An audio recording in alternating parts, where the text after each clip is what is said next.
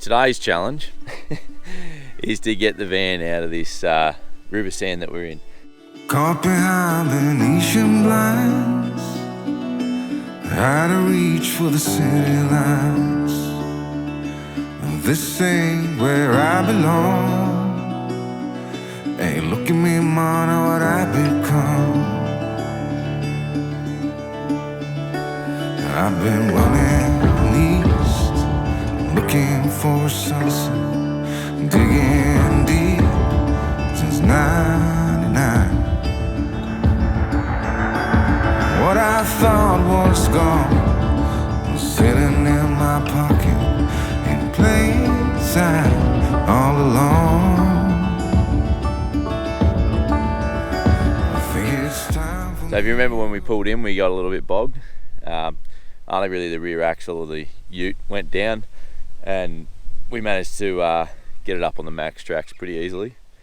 So this morning's plan, I think, will be, I'm going to back it up onto the max tracks, and then so that when we go to start moving, I've got the max tracks already under the tyres to give us a little kickstart and get us moving. I'm also going to park on a bit of an angle just so I can get out on this firmer road a bit sooner and just drag it out here. At least then, if I'm trying to drag the van through the river sand, hopefully the range is on a bit firmer ground. Failing all that, well, we could have another couple of digs with the max tracks, just keep planting them under until we get out. Or if it's really getting messy, I'll just have to let some air out of the tyres. You let your tyres down, more surface area equals more grip, and it tends to stay on top of the sand rather than trying to dig into the sand. Anyway, that's the plan. We'll give it a crack and see how it works out, eh? The other challenge I got is I've got to try and turn around as well. So obviously we're pointing that way and we need to go that way. So I had a bit of a walk yesterday. There's a couple of spots down there I could turn around, but she gets pretty sandy and boggy, and the best spot to actually turn around has got a massive overhanging low branch that I don't think I'll get under. So I'm going to try and chuck a Yui where I am and just see how we go. There's only two sort of short sections of soft stuff to get through, and then there's a road to cross, and then we'll get onto the other road. So I don't know. This one's probably 50-50 whether this is going to work out. But worst comes to worst, there are only short sections of soft stuff. It'll just be max tracks under, and like I said, if it all starts going a bit pear-shaped, I'll just dump some air out of the tyres, at least in the car, and try and get a bit more traction and boot out of here without getting towed, hopefully. All fun and games. So I'll just finish hitching up. Liz is just finishing off inside, and then we'll give it a crack and see how we go. All right, let's give this a crack, see what happens.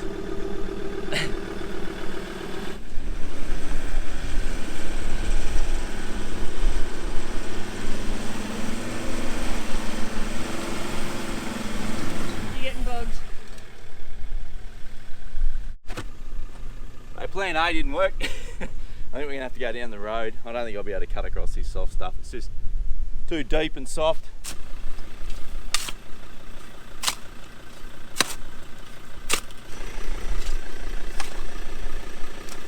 You know me, I'll try anything once. Alright, let's not forget the shovel. Alright. Before we go, we've got to pick up shovel and max track.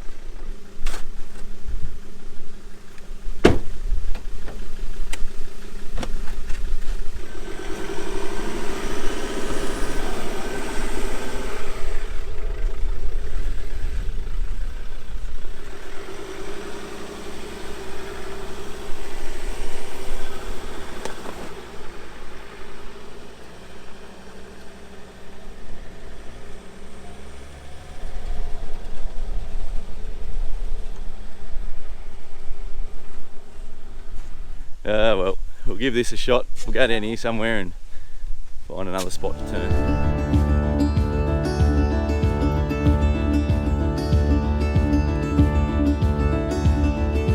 Don't look before you leave. What you give, you get to keep. So long, farewell, bye-bye. Let's have a toast for those lost old eyes. And my crooked little heart that seems so rebellious is falling apart right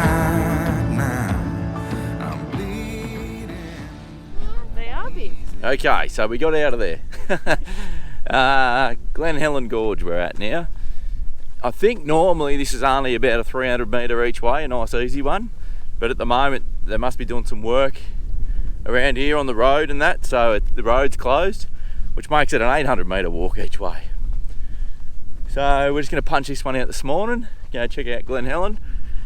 Yeah, ideally if we didn't have to be in service tonight, we probably would have stayed another night where we are, gone and done these 4-wheel drive gorges today, left the van where it is, or where it was, and then come back and done one more night there and then moved on.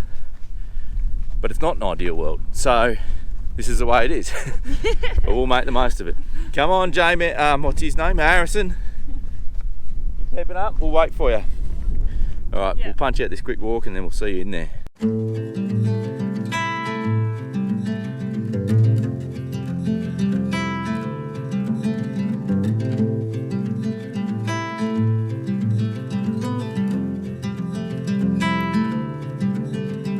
Close your eyes, hear the voice within, calling. This heavy load got under your skin, hauling. You got the white knuckles holding on it tight, keeping your feelings bottled up inside, heading for a collision in the night. To really live, you gotta die. Breathe in, breathe out. Hey, come alive. Breathe in, breathe out. Look at the colors. So that was Glen Helen Gorge.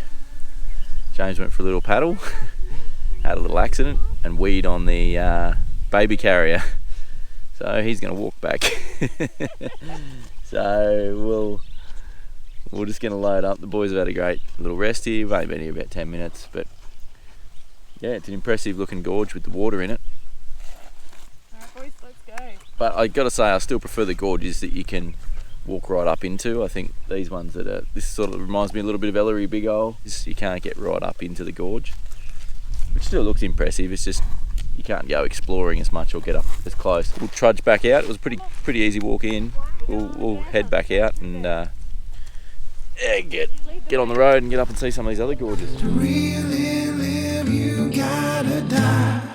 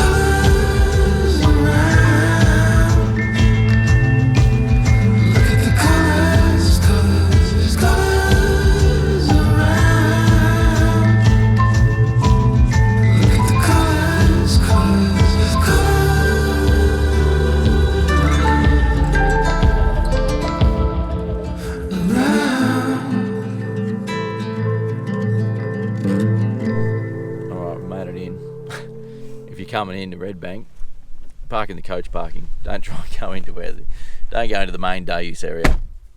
When they say coach, they mean coach, caravan, trailer, anything. Boat. Yeah, there's a bloke towing a boat here, which is pretty cool. Yeah, anyway. Yeah, we've also seen some stuff saying this is 4-wheel drive access only in here. I'm not sure. That's ridiculous. It's just a gravel road. You just take it easy, you'll be fine. It's no different to half the other gorges around here. I don't know why it would be called 4-wheel drive access. At lunch today is curried egg and avocado wraps. And I do love curried egg, but I live in a small space with 3 boys, so it might come back to bite me in about 4 or 5 hours time at night time. So we're going to do the Redbank Gorge walk, which is 1.2k one way, so 2.4k 1 hour return. Let's see how we go. This will do us for today. Harrison's done pretty well over the last couple of days. I think he's ready for a good rest.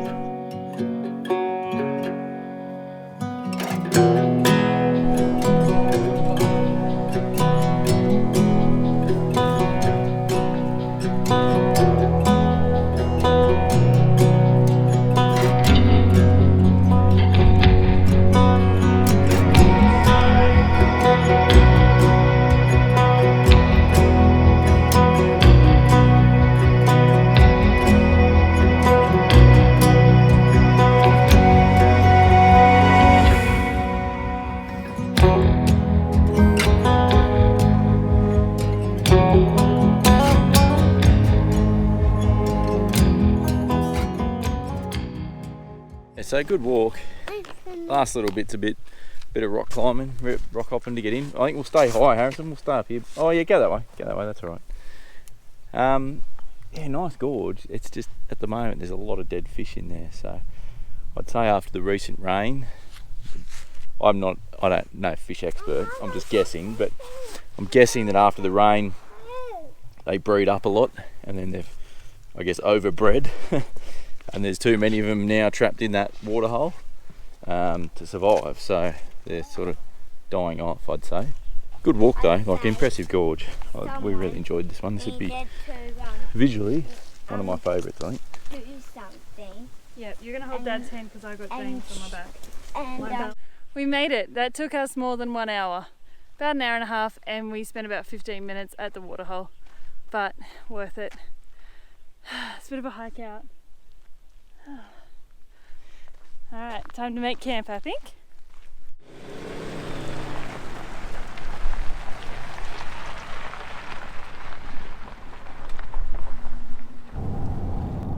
We're just on this short drive out to the most western part of the West Macdonnell Ranges, to Redbank Gorge and that area. So off to my right on the northern side is Mount Sonder. Now I'm pretty sure that's where that the big long walk starts and finishes, that I've forgotten the name of now. Larapinta. The Larapinta walk starts and finishes from around there. And then off on the southern side, out Liz's window, is the you can see in the hill the perfect bands that we were talking about, that we sort of seen on a lot of the signs around, talking about how the ranges were formed. And it's just unreal. You can just visualise almost like the earth just being crumpled like a piece of paper or a bit of cardboard, you know. And then you can see the way the erosion, with those different layers, the erosion affects them differently. So you have this almost like a wall of obviously what is the harder rock, and then the rest is being eroded away. It's pretty cool to see. It's almost like, yeah, I don't know if you've any basic geology or anything you learned in school or something, you can see it just perfectly written out like a page in a book. It's a stunning scenery. It's unreal.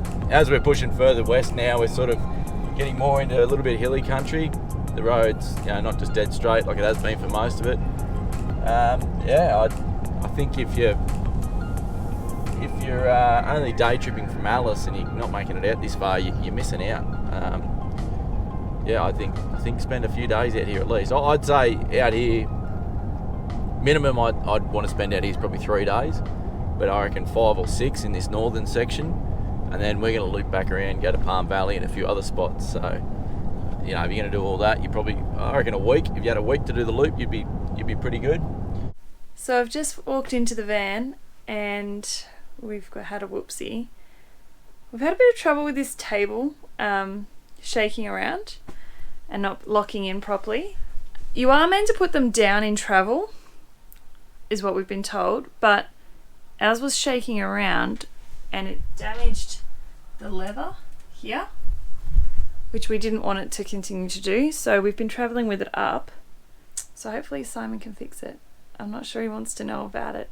I don't like being the bearer of bad news after he's had a big day driving and walking and hiking and stuff, but oh well, things happen.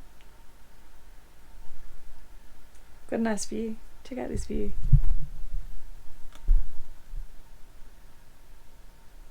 I really need to clean the windows. Oh. Pretty fixable. So we've been finding random screws falling out lately and haven't known where they're coming from. Now we know where they were coming from. Out of the bottom of the table. Tell you what, Actually, Simon is such a handy person to be married to because he can fix bloody anything. Yeah. You're a good egg, aren't you, Duh? tell you what, it's lucky you saw it, because out of 8 screws there's only 2 left. There's 6 missing screws out of it.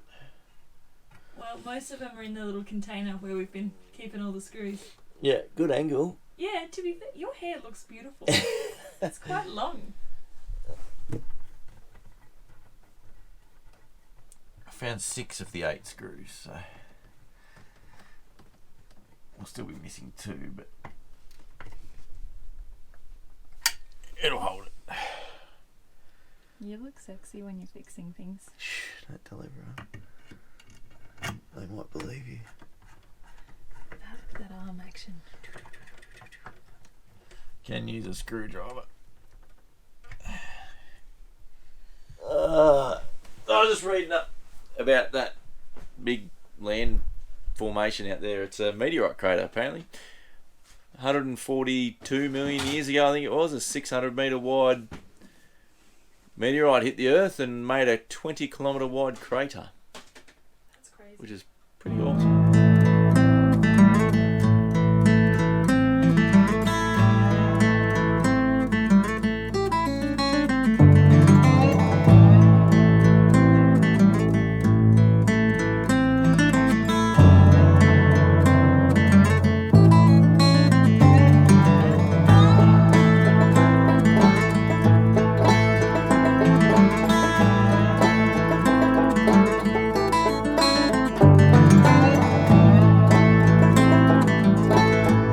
Well, we didn't make Palm Valley last night.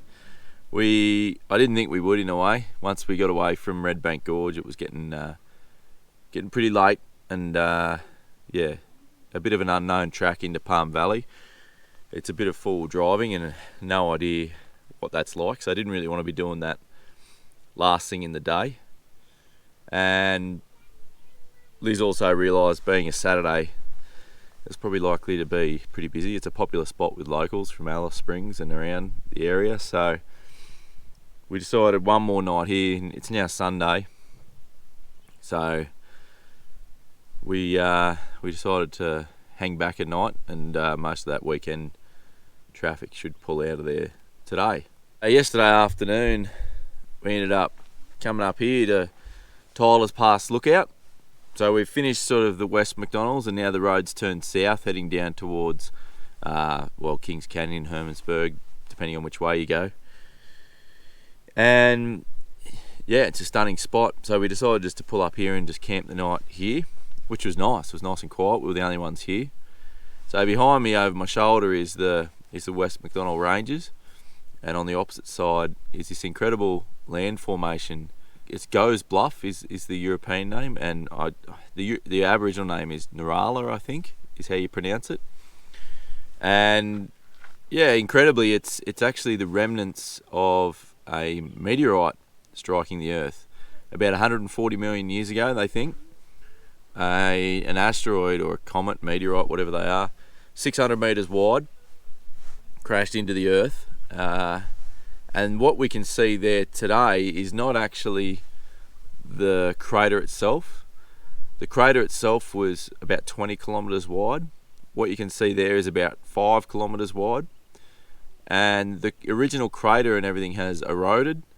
And what's left there is what they believe to be the fractured rock and everything that was 2 kilometres below the surface when the meteorite struck.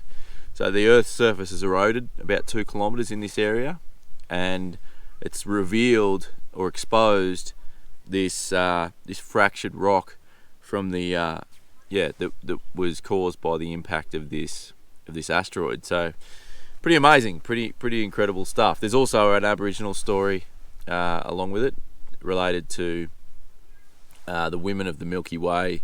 A lady laid a baby down to rest, and it was like a baby's cradle, something like that. But yeah, it looks like a really interesting spot. We can get in there. We're going to go in for an explore in there today. You can't camp in there, but there is a picnic area, and apparently there's some short walks and stuff. So we've got a bit of extra time now, so we're going to go and check that out. It looks really interesting.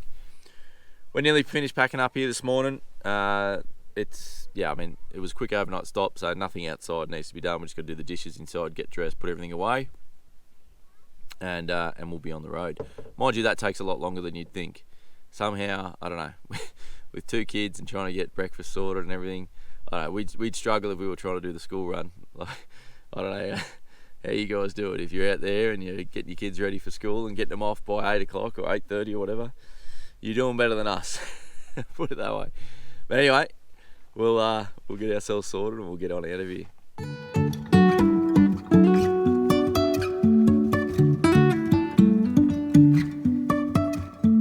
Life is a winding road, no telling where it goes. Driving through days and nights, won't stop for traffic lights. And I really wanna know, if I will ever figure out where the road goes. Even if I'm falling down, I will keep on searching for my highs.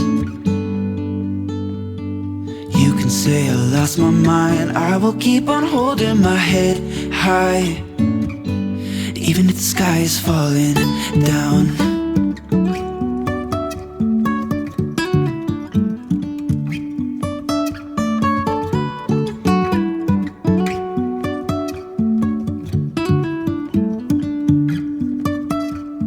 Jumping from cliffs so high, trusting our wings to fly.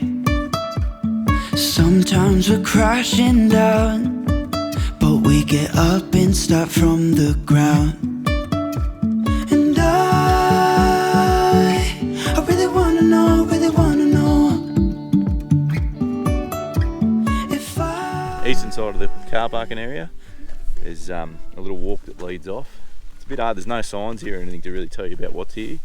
So do a little bit of research before you come, a little bit more than we did. And yeah, there's just a little short climb up to a lookout, which is going to be pretty epic by the look of it. Alright, well this is definitely worth it. Short little climb up to the top of this little lookout, and you get a really good view of the whole crater. What do you reckon, Dale? It's stunning. It's so beautiful up here. And we just met some really nice people too, which is cool. They've headed off now. And yeah, it's nice. I just spoke to some people that we met about Roma Gorge, which is the one we decided to give a miss yesterday. Apparently it's really, really good. It's one of the best apparently. So we've made a bit of a doozy there, I think, by skipping that one, but make sure if you can get in there, if you've got a full drive, do it.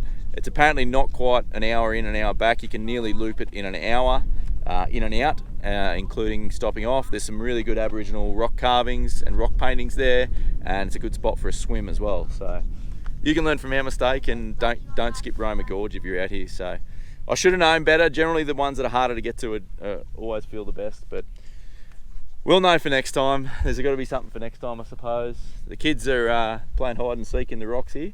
Just giving Mum a heart attack, that's all they're doing. Playing around near the cliff edge, just giving us a bit of a fright, and yeah. Time to head back down, eh kiddies? Yeah. Righto, let's do this.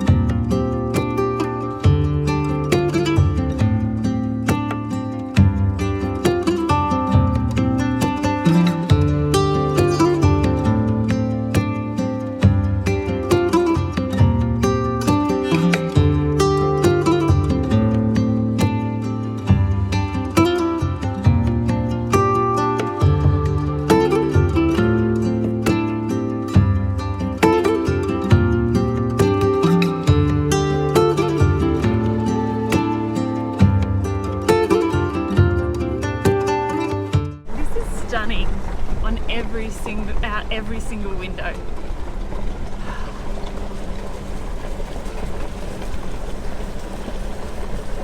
Amazing.